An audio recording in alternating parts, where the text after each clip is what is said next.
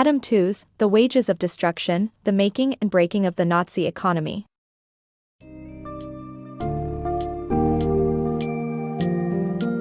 Dive into The Wages of Destruction, an enlightening exploration by Adam Tooze that reveals the intricate and often overlooked economic framework underpinning Nazi Germany during World War II.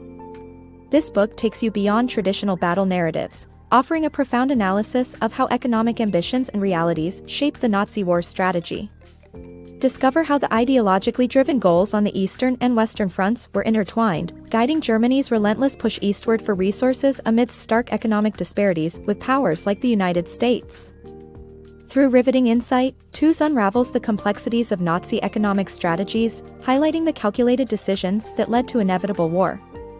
For readers eager to understand the less discussed economic factors that fueled Nazi Germany's destructive rampage, this book's summary provides a well-organized and engaging lens into these pivotal historical elements.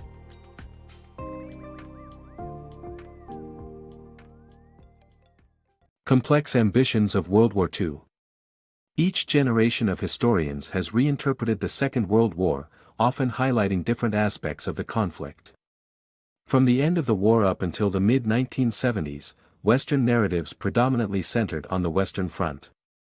Critical battles such as those fought in the skies over Britain, the deserts of North Africa, and the D-Day landings were celebrated as decisive moments where American and British forces played key roles in the defeat of Nazi Germany.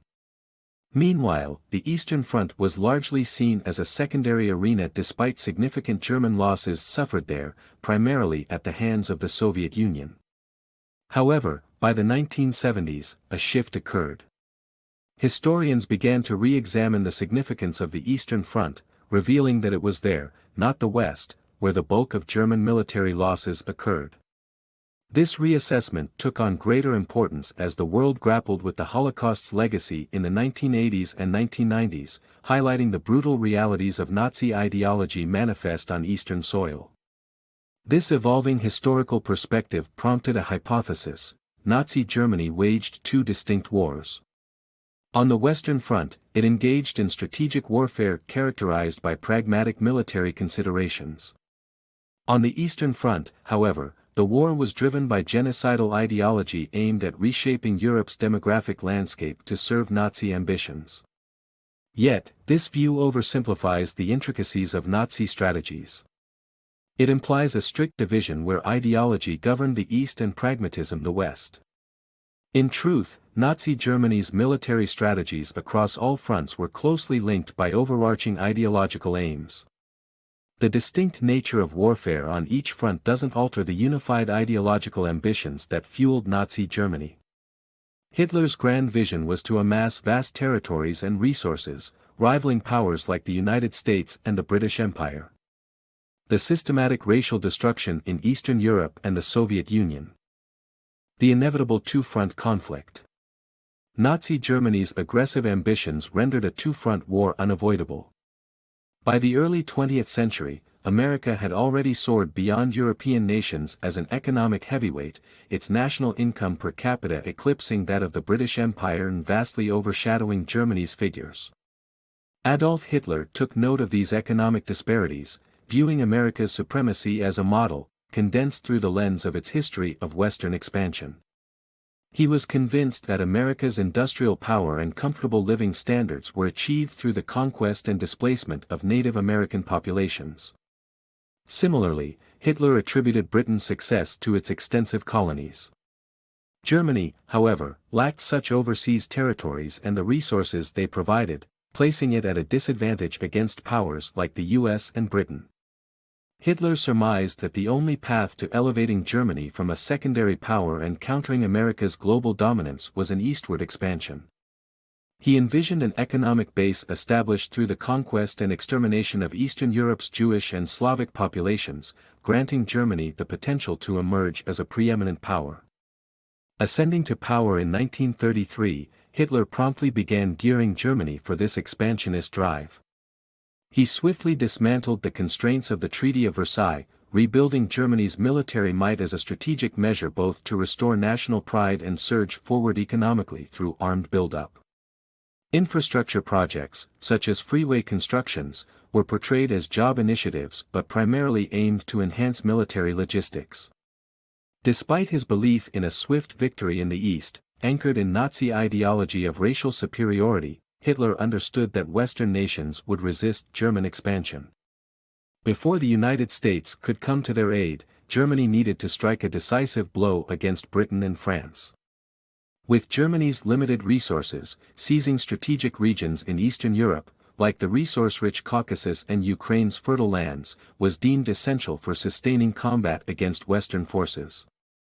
From the outset of Hitler's regime, German strategic planning was intertwined with a vision of simultaneous military campaigns both to the west and the east, rendering a two-front war a central part of Nazi Germany's expansionist agenda. War's high stakes. During the Nazi regime, Germany's resources were starkly limited for extended wars, forcing a critical choice between military expansion and civilian needs. The relentless focus on rearmament eclipsed concerns for civilian welfare, leaving basic food items like butter subject to rationing as early as the mid-1930s. This shift drove workers from farms to armament factories, reducing agricultural output and pushing the nation toward territorial conquests in Eastern Europe to secure food self-sufficiency, a key point in Nazi ideology. Hitler, haunted by the food shortages and malnutrition that plagued Germany during World War I, saw swift, decisive conflict as essential to avoiding another demoralizing defeat. He believed the only feasible path for Germany, with its limited resources, was to secure rapid victories. However, this urgency should not be confused with a premeditated blitzkrieg strategy. Blitzkrieg, with its blistering, coordinated attacks using tanks and planes, was more of an on-the-spot innovation than a preconceived war strategy aimed at reducing the home front's burden. For instance, initial plans for France suggested a straightforward confrontation, but after an unintended interception by the Allies, Germany resorted to a risky maneuver through the Ardennes. This unexpected move led to the quick downfall of Allied forces in Western Europe in 1940, a strategic coup. However, this pattern faltered in Eastern Europe, where the expected fast-track victory eluded them. By late 1941, German forces faced a grim reality as their invasion of the Soviet Union stalled outside Moscow. The Nazis had miscalculated the Soviets' tenacity and misunderstood their own advantage. Despite massive Soviet losses, the Red Army's resilient stand turned the tide against Germany, plunging it into a prolonged, resource-straining conflict it was ill-equipped to endure. The misguided reliance on rapid domination underscored the flawed assumptions of racial superiority and the inherent underestimation of Soviet resolve, leading to Germany's entanglement in a battle it had always dreaded. Struggles of Nazi Germany. In World War II, Nazi Germany grappled with overwhelming economic challenges, unable to match the immense resources of its adversaries, Britain, the Soviet Union, and especially the industrial might of the United States and the British Empire. The German strategy to cut off British supply lines relied heavily on U-boat campaigns in the Atlantic. However, the small size of their fleet and the Allies' use of the ultradecoder rendered this strategy ineffective. The economic strain also thwarted any German plans to invade Britain in 1940. Severe losses within the Luftwaffe, coupled with a scarcity of seasoned pilots and new aircraft, dashed hopes of achieving air superiority.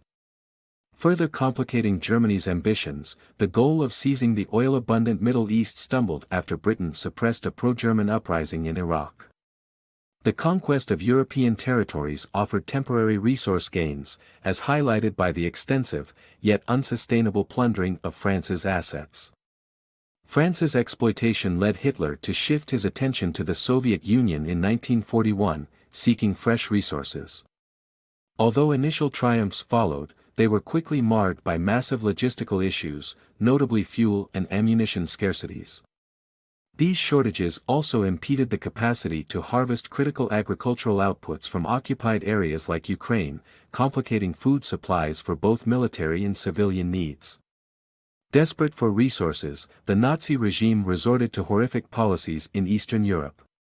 Starvation and deliberate neglect ensued, leading to the deaths of millions of prisoners and civilians.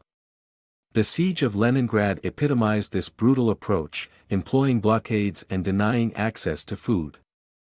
However, such harsh tactics failed to rectify Germany's untenable dependence on rapid conquests, highlighting the unsustainable nature of its wartime strategy. Strategic Contradictions of War. In 1941, as the intensity of Nazi anti-Semitism skyrocketed, Adolf Hitler fixated on Franklin D. Roosevelt, linking him to a perceived Jewish conspiracy with Joseph Stalin and Winston Churchill. This notion fueled Hitler's decision to declare war on the United States post-Pearl Harbor, aligning with his twisted commitment to the Holocaust amid growing American involvement. The Nazi regime grappled with a profound contradiction: the industrial annihilation of Jews at a time when manpower was scarce. This paradox birthed the concept of annihilation through labor, a grim compromise between SS officers, who favored immediate extermination, and military leaders, who saw potential utility in laborers. The infamous Wannsee Conference in early 1942 orchestrated this final solution, where plans didn't explicitly mention methods like gassing. Instead, the proposal aimed to deport Jews to the East for forced construction labor, a veiled precursor to death. Notably, around 2.5 million Jews from occupied Poland were deemed unfit for work and marked for elimination. The conference starkly illustrated that only about 40% of Jews were seen fit for labor, yet even these individuals faced brutal conditions that reflected their expendability. This ruthless exploitation extended to foreign laborers, who were dragged into Germany's war economy. By 1943 and 1944, the shift to using concentration camp detainees bolstered German armament production in Properl. Ideology versus reality.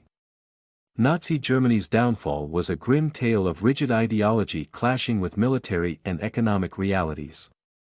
As World War II spiraled toward its later stages, Germany hastily invested in cutting-edge armaments like jet fighters, submarines, and the atomic bomb. These wonder weapons promised much but delivered little, largely because they were rushed into production and thus proved unable to alter the war's trajectory. An example was the V-2 rocket, the first long-range guided ballistic missile.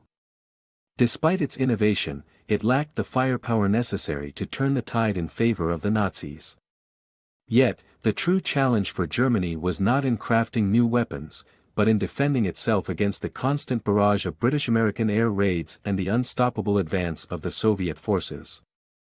These Allied offensives ravaged Germany's industrial zones, crippling both its military capabilities and civilian morale.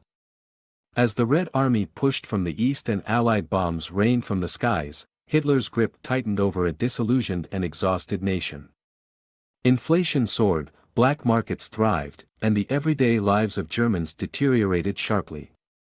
Despite the harsh conditions, the Nazi regime refused to adjust its policies. Instead, it avoided raising taxes on personal incomes, focusing fiscal burdens onto businesses.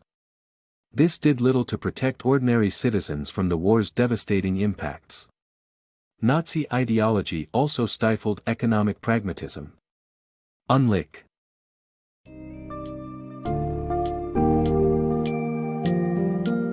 Adam Tooze's The Wages of Destruction provides a compelling dissection of Nazi Germany's economic machinations during World War II, spotlighting the ideology-infused strategies that fueled its war efforts. As the Nazis grappled with the tensions between their grandiose ambitions and economic constraints, Tooze illustrates how their reliance on rapid conquests and resource exploitation set the stage for their eventual downfall. The book candidly exposes how ideological rigidity and flawed assumptions about racial superiority led to a costly and unsustainable war effort. Through Tooze's analysis, we gain a nuanced understanding of how economic forces played an integral role in shaping Nazi warfare, revealing the broader implications of such a destructive ideology on global history. This analysis not only demystifies the intricacies of the Nazi economic strategy but also underscores the consequences of intertwining ideology with economic pursuits, serving as a stark reminder of history's valuable lessons.